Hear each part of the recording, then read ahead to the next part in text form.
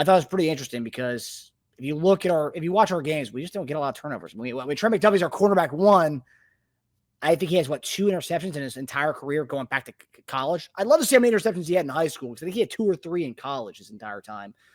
So, it's just that's one thing. Also, we're not really getting to the quarterback this year. So the turnover differential, that kind of plays into that a little bit. But continuing with the numbers here, over the last few years, we have looked at turnover differential as something we have not been on the positive side of. JD and I have talked about it for the last 2 or 3 years. But obviously, it doesn't really matter because we win Super Bowls. But nonetheless, turnovers, big deal. The Chiefs are currently at -4 in turnover differential.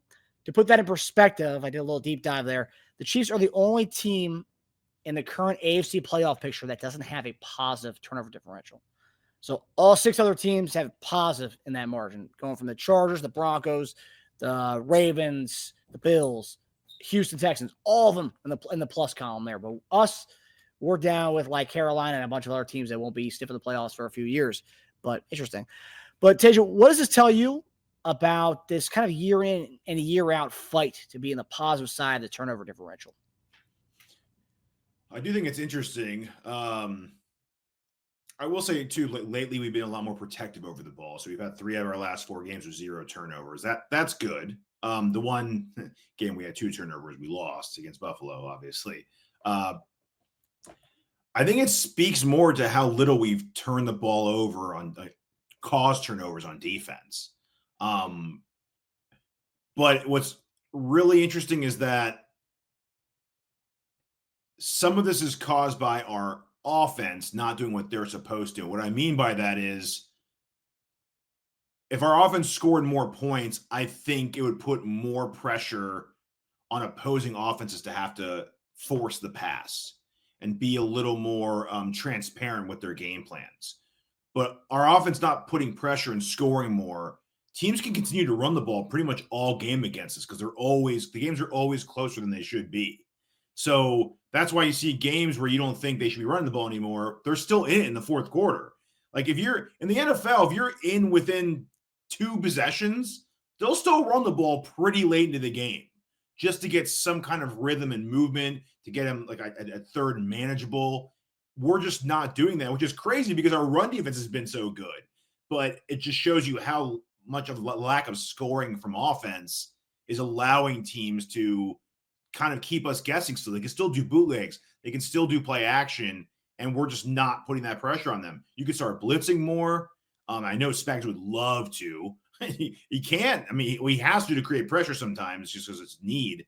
But he's not in the position a lot to just be like, all right, up by 17 in the third quarter, we're laying into you now. We haven't been in those situations at all. So we're not causing more pressure on quarterbacks. We're not causing sack fumbles. We're not causing interceptions, and teams are staying in it. Also, the turnover margin, when we said we were going to talk about this, I looked it up. So margins per game, turnover margin per game, we're -0.3. That's ranked 22nd, tied for Carolina. The teams worse than us, New England, Seattle, Atlanta, Dallas, Cleveland, Giants, Jacksonville, Tennessee, and Vegas. I mean, it's crazy when you actually look at that to be like, we're the best team in the league. So I get why people want to call us overrated because our company, we keep with certain stats, is bottom feeder status. The next, I think, team in the playoffs would be Arizona and Baltimore. So Baltimore's 14th in that category, but they're still in the plus. They're just not great at that. They're still plus, though. Yeah, looking at Baltimore, they are +2 in turnover differential. So of all the teams in the playoffs, they're the closest to us in that. -4, they're +2. Buffalo, Pittsburgh, and Chargers lead the way. Buffalo +17, Pittsburgh +15, and LA +11.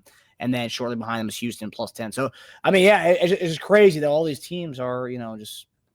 Well, Chargers have played a very conservative approach. Pretty conservative offense and their opportunistic defense. Herbert's not making a ton of mistakes. They're running the ball a lot, and because their defense is playing so well, they don't have to force the pass from being behind a lot. So that's playing into what we were saying. Yeah, and hopefully, I will say over the last few weeks, this is a good thing that Mahomes' turnovers have gone down. So I mean that was a big problem to start the season out. Now we're in a better position right now as far as Mahomes not forcing the ball and throwing picks or whatnot. But his little run back last week where he was like running back and he fumbled the ball, that could have been costly, but luckily that didn't. Luckily, very bad. All right, but seeing Mike Brennan hoping league average tackle play will make those situations happen more often for Spags. Hopefully. Another stat I did want to point out, just talking defense right now.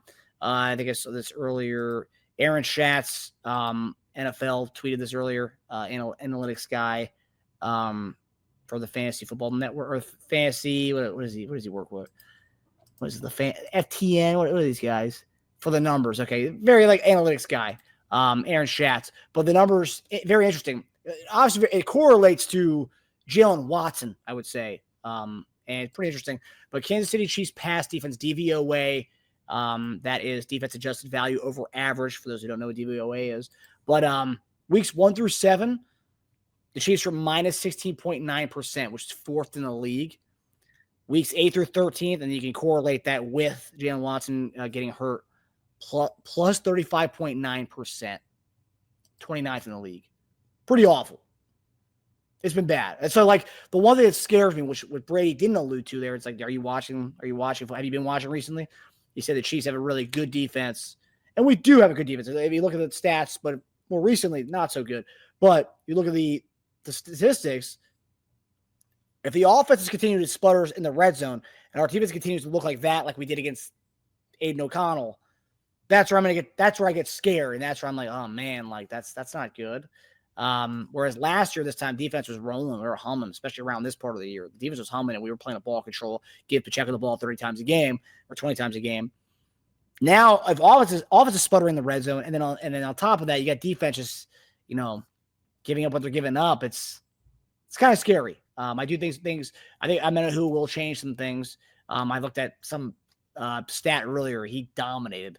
Like as far as the numbers, the analytics behind it, his pressure rate was way higher than Karlaftis, anybody else we had on the edge. Obviously, Jones is Jones, but on the edge, he came in and gave us juice right away, and he only played like 15 snaps. Once he gets more involved, I think that this problem will go away. But just interesting. Trey, I think the defense will get better and start to mesh. I hope Spags starts to trust Josh Williams. Yeah, that's another thing too. I think Josh Williams and moving Nazi into the slot nickel, I think that'll help. And then having Charles Menahu being your edge guy, yeah, I think that'll help for sure. I mean, our schedule rests away. We'll see, because we play teams that all have the potential to score or that can flat out score. Shown in the past, I know Texans have been struggling, but Stroud's still an ascending, pseudo elite quarterback. Winston shows that he can put up 500 yards in a game. Nix has proven that he can win in a shootout. So yeah, I mean, Russell Wilson's been playing really well this year, and like we talked about Herbert already. So we're going to get tested the rest of the year. The statistic that I saw was Arrowhead Addicts Adam Best. In his first game back after the ACL injury, Charles Menahu already had a 15.8% pass rush win rate. That was 19th overall among NFL edges. Neither Karlaftis or Mike Dana were over 10%. So, yeah, that tells you this guy's got the juice, and this is him coming back from an injury. So, I think it'll be all right. I think the defense will start to go back to its old ways, having Menahu back there. Yeah. What is this? Mike Brennan, we definitely got a good measuring stick of a schedule left. For sure. Even Cleveland. I mean, we saw what Cleveland did against Denver. I mean, we have them coming up. I mean, even they are able to, can score. I mean, we saw Winston throw for 700 yards if you add in his passing yards and interception passing yards. It was through 1,000 yards in total in that game. So. And Brennan, Broncos are the only winning team Chargers have beat. Oh, interesting. Huh. Wow. Yeah, I mean, Denver's right now in the playoffs. So yeah. No. Hey, people wanted to crap on the AFC West. A lot of people were saying, "Oh, the Chiefs are pretenders." I know. AFC West, and now like Chargers in the playoffs, Broncos in the playoffs, Raiders. They got a long way to go, but the other two, man, give them credit, man. Now, JD, if you guys go back to one season interesting, go back to our AFC West tapes from this offseason when we previewed the AFC West. JD predicted Denver and the Chargers being in the playoffs. He predicted him having a good season. And at first I was like, okay. But because I know he's a big Harbaugh guy and he's a big Sean Payton fan. Sean Payton and him. Obviously, Payton was an assistant coach when he was with Philly back in the day, and Harbaugh, I think he knows Harbaugh as well. So I thought it was okay. It's biased, but no, he was right, man. He was right on. He was right on. On to Brown. It's funny, around week 5 or 6 that the back half of the season looked like a cakewalk. Now it's all playoff contenders. Yeah, except Cleveland, but they can score, and they have Myles Garrett, so that's going to test our tackles big time. Yep. Hi, everybody. Thanks for watching. Subscribe here to get the latest from the show. Also, be sure to check out the best clips from Chief Concerns. And if you prefer to listen to the show, subscribe and follow us on Apple Podcasts, Spotify, and anywhere else you get your podcasts.